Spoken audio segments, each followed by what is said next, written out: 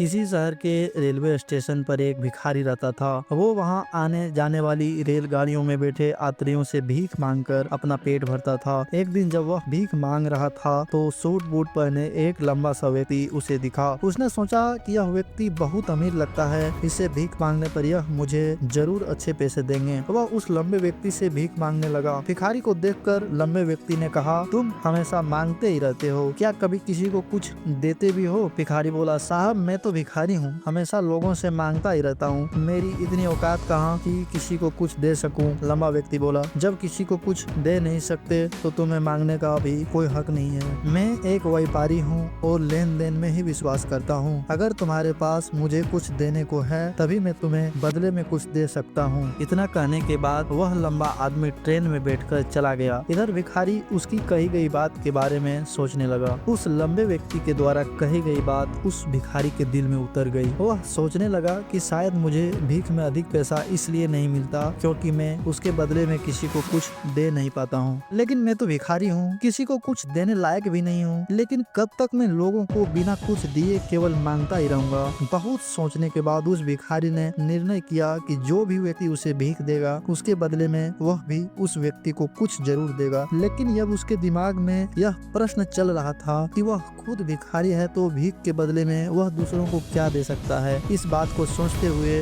2 दिन हो गए लेकिन उसे अपने प्रश्न का कोई उत्तर नहीं मिला था। तीसरे दिन जब वह स्टेशन के पास बैठा हुआ था तभी उसकी नजर कुछ फूलों पर पड़ी जो स्टेशन के आसपास के पौधों पर खिल रहे थे। उसने सोचा, क्यों ना मैं लोगों को भीख के बदले कुछ फूल दे दिया करूं। उसको अपना यह विचार अच्छा लगा और उसने वहां से कुछ फूल तोड़ लिए। अब वह ट्रेन में भीख मांगने पहुंचा। अब जब भी कोई उसे भीख देता तो उसके बदले में वह भीख देने वालों को कुछ फूल दे देता। उन फूलों को लोग खुश होकर अपने पास रख लेते थे। अब भिखारी रोज फूल तोड़ता और भीख के बदले में उन फूलों को लोगों में बांट देता था। कुछ ही दिनों में उसने महसूस किया कि अब उसे बहुत अधिक लोग भीख देने लगे हैं। वह स्टेशन के पास सभी फूलों को तोड़ लाता था। जब तक उसके पास फूल रहते थे तब तक उसे बहुत से लोग भीख देते थे। लेकिन जब फूल बांटते बांटते खत्म हो जाते तो उसे भीख भी नहीं मिलती थी। अब रोज ऐसा ही चलता रहा। एक दिन जब वह भीख मांग रहा था तो उसने देखा कि वही लंबा व्यक्ति ट्रेन में बैठा है, जिसकी वजह से उसे भीख के बदले देने की प्रेरणा मिली थी। वह तुरंत उस व्यक्ति के पास पहुंच गया और भीख मांगते हुए बोला, आज मेरे पास आपको देने के लिए कुछ फूल हैं, आप मुझे भीख दीजिए तो बदले में मैं आपको कुछ फूल दूंगा। उस लंबे व्यक्ति ने उसे भीख के रूप में कुछ पैसे दे दिए और भिखारी ने कुछ फूल उसे दे दिए। उस लंबे व्यक्ति को बात बहुत पसंद आई। वह बोला, वाह क्या बात है, आज तुम भी मेरी तरह एक व्यापारी बन गए हो। इतना कहकर फूल लेकर वह लंबा व्यक्ति अपने स्टेशन पर उतर गया। लेकिन उस लंबे व्यक्ति द्वारा कही गई बात एक बार फिर से उस भिखारी के दिल में उतर गई। वह बार बार उस लंबे व्यक्ति के द्वारा कही गई बात के बारे में सोचने लगा और बहुत खुश होने लगा। उसकी आंखें अब चमकने लगी। उसे लगने लगा कि अब उसके हाथ सफलता की वह चाबी लग गई है जिसके द्वारा वह अपने जीवन को बदल सकता है। वह तुरंत ट्रेन से नीचे उतरा और उत्साहित होकर बहुत तेज आवाज में ऊपर आसमान की तरफ देखकर बोला, मैं भिखारी नहीं हूँ, मैं तो एक व्यापारी हूँ, मैं भी अमीर बन सकता हूँ।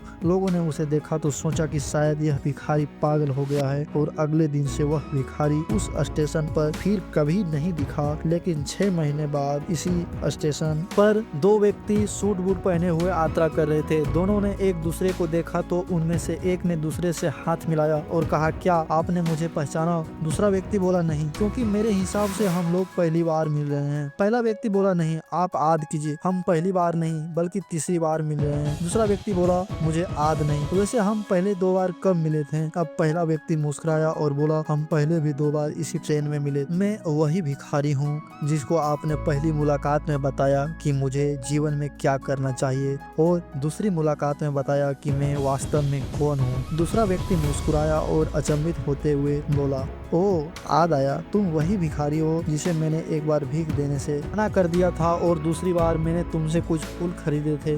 लेकिन आज तुम यह सूट बूट में कहाँ जा रहे हो और आजकल क्या कर रहे हो? तब पहला व्यक्ति बोला, हाँ मैं वही भिखारी हूँ, लेकिन आज मैं फूलों का एक बहुत बड़ा व्यापारी और इसी व्यापार के काम से ही दूसरे शहर जा रहा हूँ। कुछ देर रुकने के बाद वह फिर बोला, आपने मुझे पहली मुलाकात में प्राकृतिक का वह नियम बताया था जिसके अनुसार हमें तभी कुछ मिलता है जब हम कुछ देते हैं। लेन देन का यह नियम वास्तव में काम करता है। मैंने यह बहुत अच्छी तरह महसूस किया है, लेकिन मैं खुद को हमेशा भिखारी ही समझता रहा। इससे ऊपर उठकर मैंने कभी सोचा ही नहीं था, और जब आपसे मेरी दूसरी मुलाकात हुई तब आपने मुझे बताया कि मैं एक व्यापारी बन चुका हूँ। अब मैं समझ चुका था कि मैं वास्तव में एक भिखारी नहीं बल्कि व्यापारी बन चुका हूँ। मैंने समझ लिया था कि लोग मुझे इतनी भीख क्यों दे रहे हैं, क्योंकि वह मुझे भीख नहीं दे रहे थे बल्कि उन फूलों का मूल्य चुका रहे थे। सभी लोग मेरे फूल खरीद रहे थे क्योंकि इससे सस्ता फूल उन्हें कहाँ मिलते।